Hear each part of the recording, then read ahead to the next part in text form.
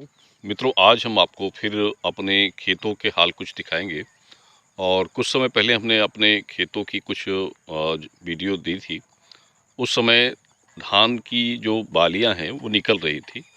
और आज परिस्थिति ये है कि आप देख रहे हैं धान की बालियां पक चुकी हैं। आप देख रहे हैं ये धान की बालियां हैं और ये करीब करीब पक चुकी हैं।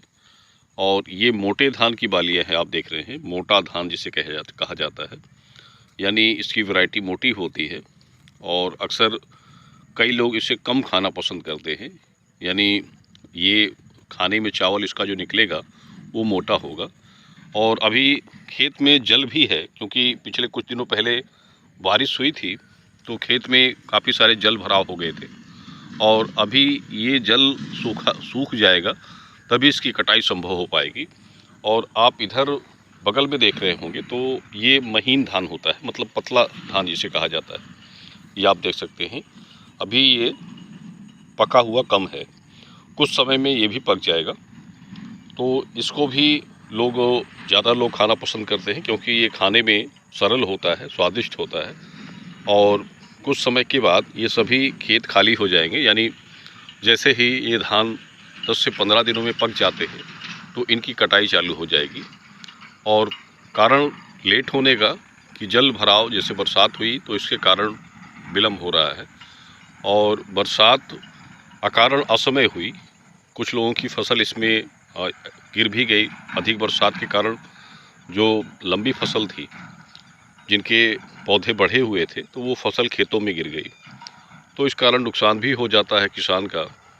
और असमय बरसात भी नुकसान देती है। लेकिन फिर भी इधर कई लोगों के फसल अभी सुरक्षित है।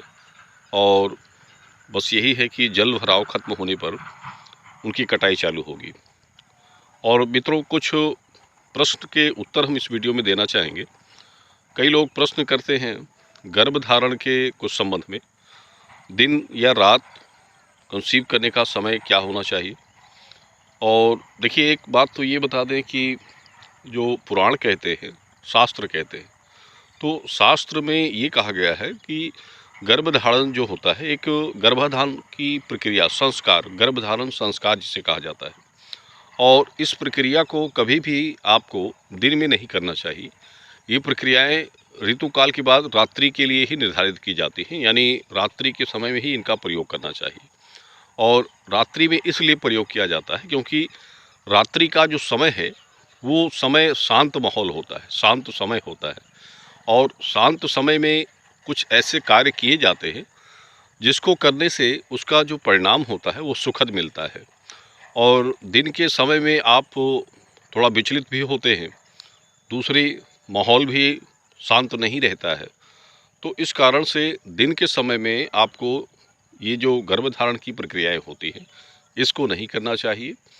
और सुबह के समय में भी नहीं करना चाहिए। जैसे ब्रह्म मुहूर्त होता है 4 से 5 के बीच का समय, कुछ लोग 4 से 5 के बीच के समय का प्रयोग कर लेते हैं, ये भी गलत होता है। क्योंकि गलत समय के गर्भधारण में जो संतान गर्भ में बन जाती है तो वो संतान अनिष्ट संतान होती है और उसकी प्रवृत्ति भी राक्षसी होगी अगर वो जन्म लेगी तो। और दूसरी बात कि उस गर्भ का भी निष्क्रिय हो जाना संभव होता है, कि वो गर्भ भी अधूरा हो जाए, खराब हो जाए, ये भी संभवतः हो सकता है। तो जैसे कुछ लोग ये सोचते हैं कि उनको उत्तम संतान की प्राप्ति हो, दीर्घायु संतान की प्राप्ति हो, निरोगी संतान की प्राप्ति हो, गोरी और स्वस्थ संतान की प्राप्ति हो। तो एक गर्भधारण जो होता है वो एक नींव होता है।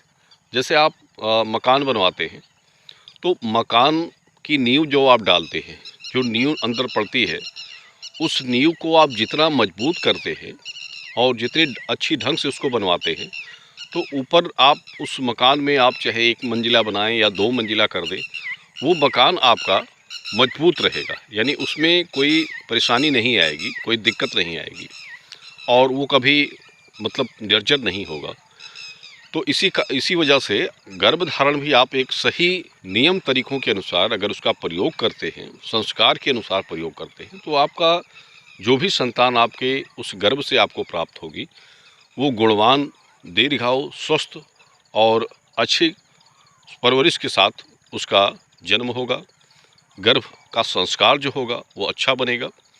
और जो गर्भवती माता होती है, जिसके गर्भ में संतान होती है, जो माता बनने वाली होती है, तो उस समय में भी उनको चाहिए कि अच्छी चीज़ों का सेवन आप करिए। जो आप चीज़ें भोजन के रूप में प्रयोग करते हैं, तो उसमें भी शुद्धता वस्तुओं का प्रयोग करें, शुद्ध भोजन करें, साफ सुथरा शरीर को रखें और मन को प्रसन्न रखें, मन को भगवान के कर्म में लगाइए। तो ये देखिए, जो भोजन करते हैं उसका अंश आपके बच्चे को प्राप्त होता है। अगर आप शुद्ध अच्छा भोजन करेंगे तो बस बच्चे का जो अंदर का संस्कार होगा, जो मस्तिष्क होगा, वो भी गुणवान शक्तिमान बनता है। एक अंदरूनी शक्ति जागृत होती है। और अगर आप कुछ भी उल्टे सीधे शुद्धता के भोजन नहीं करते हैं, आप कुछ भी ऐसे वैसे चीज़ों का सेवन करते रहते हैं, तो वही संस्कार उस मूल जो होता है इंसान के मूल का भोजन, भोजन सबसे बड़ा गुण होता है इंसान के अंदर। आप जैसा खाएंगे वैसी बुद्धि होगी, जैसा आप भोजन करते हैं उस तरह की सोच और मानसिकता आपकी बनती है। अगर आप राक्षसी प्रवृत्ति के भोजन करेंगे तो वो सोच भी आपकी उस तरह से बनेगी। अगर आप सतोगुणी भोजन करते हैं तो सतोगुणी सोच आपके अंदर बनती है, आप अच्छी मानसिकता के व्यक्ति बनते हैं। उसी प्रकार जो बनता है उसके अंदर भी इसी प्रकार की प्रवृत्ति बनती है। जैसे उसकी गर्भ में उस गर्भ को पालने वाली माता का संस्कार रहेगा, तो उसी प्रकार उसको संतान की प्राप्ति होती है। और ऐसी स्त्री को चाहिए कि सुबह जल्दी उठें और स्नान करने के बाद सूर्य को अर्घ्य दें, जल अर्पित करें। भगवान सूर्य के से अ, अच्छी संतान प्राप्ति की कामना करें, तेजस्वी संतान प्राप्ति की कामना करें। इस प्रकार का उनको भगवान के सामने अ, अपने आप को समर्पण करना चाहिए और भगवान कृष्ण की पूजा करनी चाहिए। तो ये सब जो होते हैं संतान प्राप्ति के लिए और अच्छी संतान के लिए एक अच्छे गुण होते हैं आपके अंदर। और बाकी हमने बताया आपको कि रात्रि का समय सबसे उत्तम माना जाता है गर्भधारण के लिए। मानसिक रूप से आप स्वस्थ रहिए, कोई रोग व्याधियाँ आपको, कोई चिंता, टेंशन, तनाव ये सब नहीं होना चाहिए। तो इस समस्या से निवृत्त होकर ही आपको गर्भधारण की प्रक्रिया को करना चाहिए। तो यही कुछ मूल बातें थी आप सभी के लिए। धन्यवाद। शुभ मंगल।